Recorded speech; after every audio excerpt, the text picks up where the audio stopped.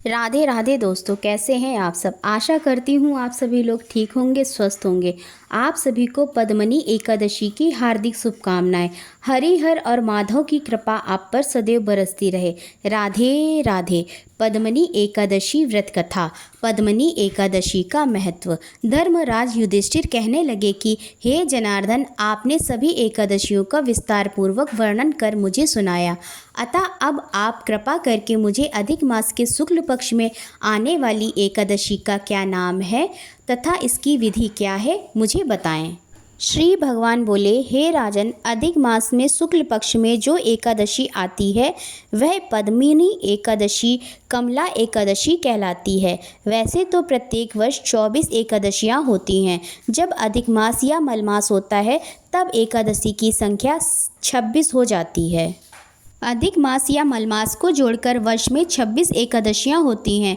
अधिक मास में 2 एकादशियाँ होती हैं जो पद्मनी एकादशी शुक्ल पक्ष और परमा एकादशी कृष्ण पक्ष के नाम से जानी जाती हैं। यह एकादशी करने के लिए दशमी के दिन व्रत का आरंभ करके कांसे के पात्र में जौ चावल आदि का भोजन करें तथा नमक ना खाएं, भूमि पर सोएं और ब्रह्मचर्य व्रत का पालन करें। एकादशी के दिन ब्रह्म मुहूर्त में शौच आदि से निवृत्त होकर दंत धावन करें और जल के 12 कुल्ले करके शुद्ध हो जाएं। सूर्योदय होने से पूर्व उत्तम तीर्थ में स्नान करके आएं। इसमें गोबर, मिट्टी, तिल तथा कुशवा आंवले के चूर्ण से विधि पूर्वक स्नान करें। श्वेत वस्त्र धारण करके भगवान विष्णु के मंदिर जाकर पूजा अर्चना करें। भगवान कृष्ण बोले, पुरुषोत्तम मास में अनेक पुण्यों को देने वाली एकादशी का नाम पद्मनी है। इसका व्रत करने पर मनुष्य कीर्ति प्राप्त करके वैकुंठ को जाता है, जो मनुष्यों के लिए भी दुर्लभ है। हे राजन, ध्यान पूर्वक इस कथा को सुनो। पद्मनी एकादशी व्रत कथा। हे मुनिवर, पूर्व काल में त्रेता युग में हय नामक राजा के वश में कृतवीर नाम का राजा महिष्मतिपुरी में राज करता था। उस राजा की 1000 परम प्रिय स्त्रियां थीं, परंतु उसमें से किसी को भी पुत्र नहीं था जो कि उसके राज्यभार को संभाल सके। देवता, पितृ, सिद्ध तथा अनेक चिकित्सकों आदि से राजा ने पुत्र प्राप्ति के लिए काफ़ी प्रयत्न किए, लेकिन सब असफल रहे। तब राजा ने तपस्या करने का निश्चय किया। महाराज के साथ उसकी परम प्रिय रानी, जो इक्ष्वाकु वंश में उत्पन्न हुए राजा हरिश्चंद्र की पद्मनी नाम वाली कन्या थी, राजा के साथ वन में जाने को तैयार हो गई।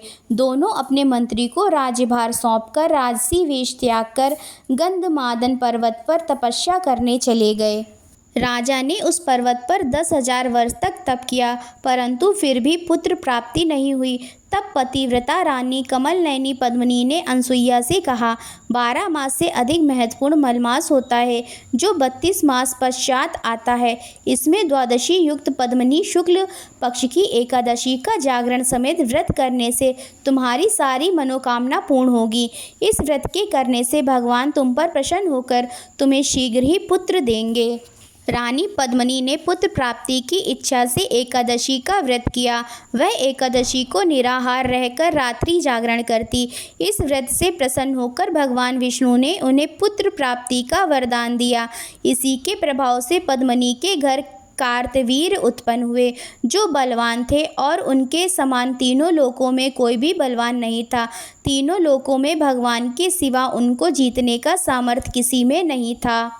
सो हे नारद, जिन मनुष्यों ने मलमास शुक्ल पक्ष एकादशी का व्रत किया है, जो संपूर्ण कथा को पढ़ते या सुनते हैं, वे भी यश के भागी होकर विष्णु लोक को प्राप्त होते हैं। ओम नमो नारायणा। ओम नमो भगवते वासुदेवाय। आशा करती हूँ आप सभी को यह वीडियो अवश्य ही पसंद आई होगी। अगर आपको यह वीडियो पसंद आई हो तो प्लीज़ इसे लाइक करें, अपने दोस्तों और परिवार के साथ इसे शेयर करें, हमारे इस चैनल को सब्सक्राइब करें, बेल आइकन दबाना ना भूलें, ताकि आगे आने वाली नई नई कथाएँ आपको सबसे पहले मिल सके। कमेंट में अपना सुझाव ज़रूर दें। राधे राधे।